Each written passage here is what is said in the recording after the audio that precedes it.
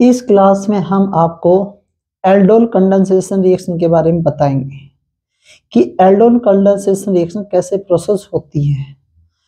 तो ये उनमें से एक टाइप की रिएक्शन है chemical property of aldehyde ketone में, और मोस्ट इंपॉर्टेंट है CBSE board exam and others exam.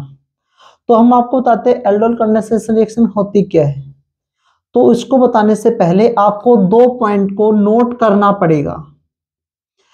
अब वो दो पॉइंट कौन कौन से होते हैं? एक तो अल्फा हाइड्रोजन एटम, दूसरा पॉइंट होता है डाइल्यूट एल्कलाइन बेस।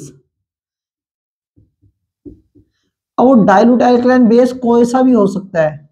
अब जरूर नहीं मैंने NaOH लिया है KOH लिया तो यही होगा। तो इसमें इन दोनों का काम क्या है वो भी बताएंगे। तो ये ही इसको हम बोलते हैं एल्डोल कंडेंसेशन। क्यों बोलते हैं वो भी बताएंगे आपको। सबसे पहले हम आपको एक बार बेसिक बता देते हैं इसमें क्या प्रोसेस होती है। तो इसमें क्या होता है कि दोज एल्डिहाइड और ketone, those aldehyde ketone having at least one alpha hydrogen atom undergo condensation in presence of dilute base.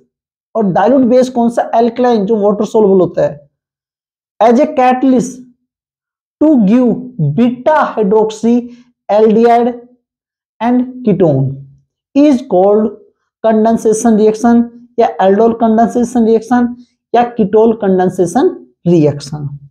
अब पॉइंट आता है कैसे पता करेंगे क्या होना चाहिए, कैसे रिएक्शन होती है। मोस्ट इंपॉर्टेंट रिएक्शन है। तो सबसे पहले मैं एक एग्जांपल ले लेता हूं इसको बताने के लिए। सबसे पहला पॉइंट याद रखना, एटलीस्ट कम से कम एक अल्फा हाइड्रोजन एटम होना चाहिए। जब आप बुक में पढ़ते हो तो दो टाइप की होती है इसमें, सेल्फ और क्रॉस।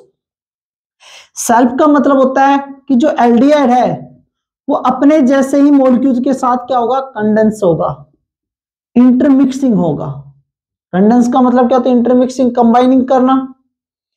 तो सेल्फ का मतलब होता है कि जो मॉलिक्यूल आप एल्डिहाइड ले रहे हो या कीटोन ले रहे हो जिसके पास एटलीस्ट एक अल्फा हाइड्रोजन एटम होना चाहिए, और वो dilute base as a catalyst के प्रेजेंस रिएक्शन करेगा, वो अपने जैसे ही मॉलिक्यूल के साथ क्या होगा? कंडेंस होगा।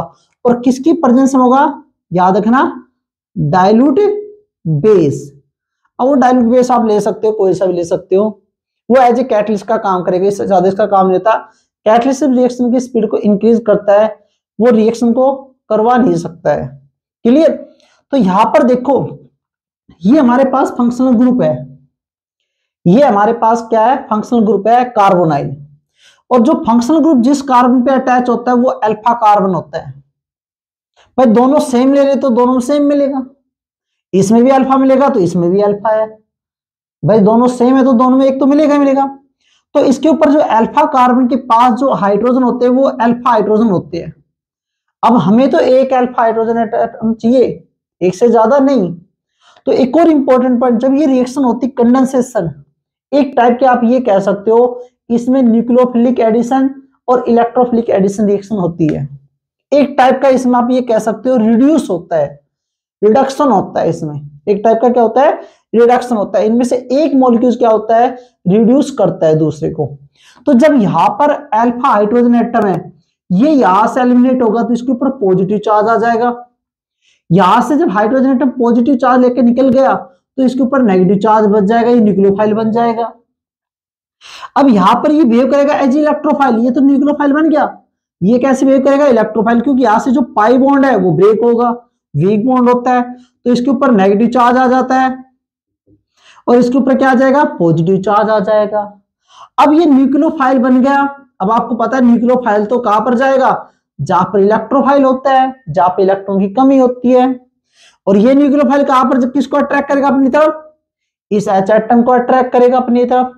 अब आपने देखा, इसको एज इट इज लिखो, अब जरूर नहीं जो मैं कर रहा हूं उसी का वो, आपको सिर्फ उसका प्रोसेस उसी से समझना है। कैसे आपको देखो, इसमें नेगेटिव था, इसने एक H एटम को अपनी तरफ अट्रैक्ट कर लिया तो H बन गया, क्योंकि पाई बॉन्ड ब्रेक हो गया था। अब इसका जो H था ये वाला हमने नीचे की तरफ लिख दिया। अब ये वाला देखो, यहां से H तो गया, इसके पास 2 H बचा, और ये न्यूक्लियोफाइल बन के इस पर अटैक करेगा, तो दोनों H मैंने इसके साथ लिख दिया।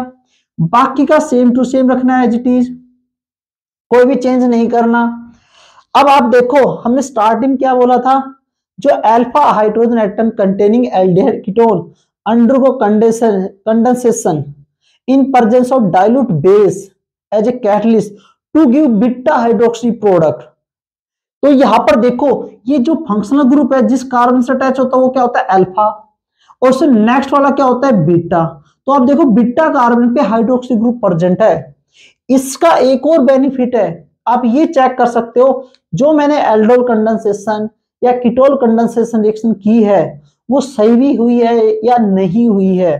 तो कैसे पता करोगे कि OH ग्रुप ऑलवेज अटैच होगा किस पे, बीटा कार्बन पे, ये पहचान इसकी याद रखना। तो ये थी हमारी एल्डोल कंडेंसेशन रिएक्शन। इसको हम एल्डोल कंडेंसेशन इसलिए बोलते हैं क्योंकि इसमें दो फंक्शनल ग्रुप होते हैं, एक OH अल्कोहल के लिए और एक CHO ग्रुप एल्डिहाइड के लिए। तो ALD आ गया हमारे एल्डिहाइड के लिए, OH ग्रुप आ गया अल्कोहल के लिए, तो इसलिए हम इसको एल्डोल भी बोल देते हैं। कीटोल क्या बोलेंगे इसको,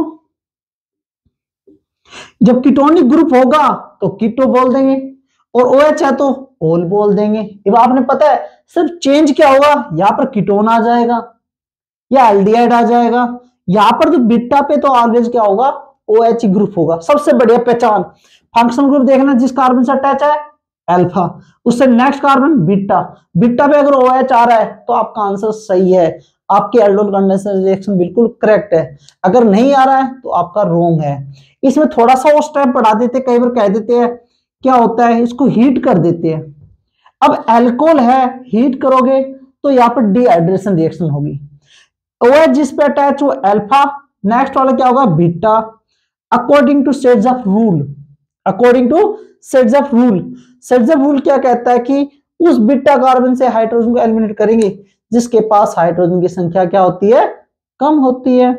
तो आपको पता है इसके पास 3 हाइड्रोजन है, इसके पास 2 है, तो आपको पता है क्या बनेगा प्रोडक्ट हमारा, ये तो एज इट इज रहेगा, ये CH हो जाएगा, यहां से OH और यहां से एक H, क्योंकि इसके पास less number of hydrogen atom है, तो यहां से H यहां से OH एलिमिनेट होकर क्या हो जाएगा वाटर, और यहां पर दोनों के पास एक एक वैलेंसी, वो डबल बॉन्ड में कन्वर्ट हो जाती है, और बाकी तो हमारे पास क्या रहेगा एज इट इज रहेगा।